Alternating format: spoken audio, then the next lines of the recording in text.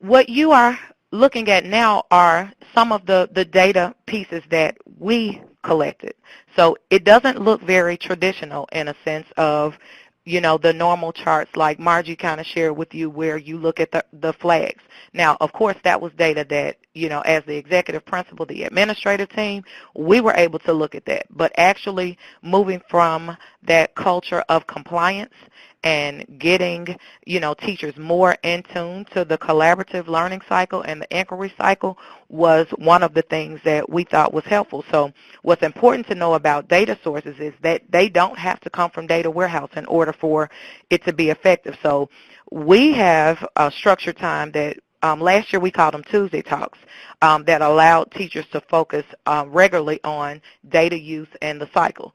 So that is pretty much what you see teachers who worked and developed, what are those patterns, what are those trends, and, even something as small as looking at, buzzwords, what was our own common language. So then we moved and kind of shifted a little bit to be able to bring in and explore some of the data that was provided through this entire process. So here would be an example of once teachers came up with their own individual data.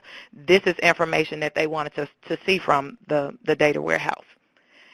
And this helped them to learn more about, okay, now that we see some trends, here's what, we see as some common areas. Now what does it look like at Haynes? So, this allowed them to now bring in the quantitative data and determine that. So from there, teachers continue to just discuss the data, and this happened over sessions. So of course it wasn't, this was the process that happened when we did this, but the collaborative process that was used was really the general idea, and the big question that emerged was, how do we as a school support SEL and self-regulatory behaviors in the classroom?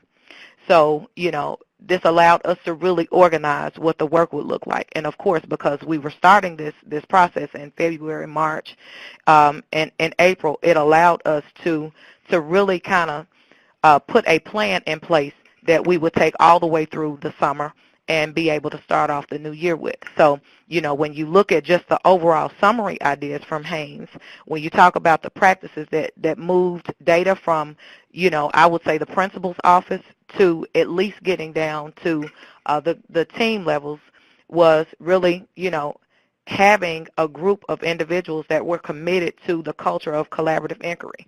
And that had to happen at the entire school had to really commit to that. The teachers also developed strategies to promote teacher ownership and data use. So we used the groups that work model. Teachers identified areas of concern based on their knowledge and expertise. So it was less about what we told them the problem was, and it was more about what they saw as the problems from their viewpoint, from their vantage point.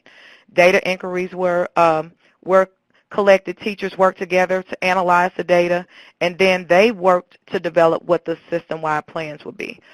So much to, we even changed when we talk about just having a school-wide discipline plan. We even felt as though common language was so important that we changed the word discipline to say behavior.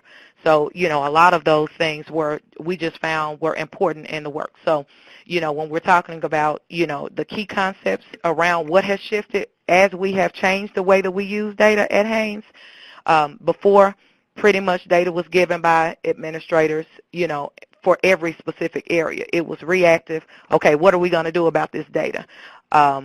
Individual classroom data was pretty much isolated.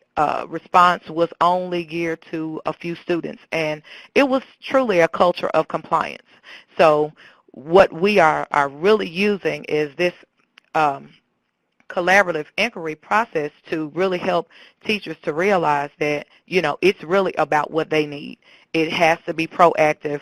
The response is to really support and provide early warning and intervention for as many students as we possibly can. And at the heart and the core of it is really creating a culture of collaboration and centered around data use. So that was the main goal.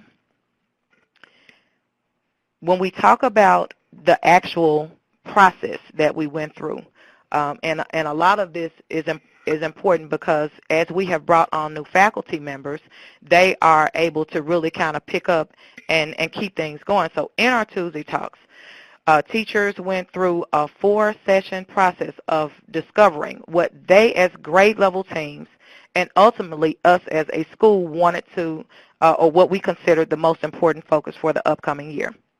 So teachers focused on the whole notion of social and emotional learning and how to support student self-regulatory behaviors, both in the classroom, in the school, just in life. And so what we did was, from a leadership standpoint, you have to really commit to the process as a whole. And so, you have to support that teacher-driven inquiry.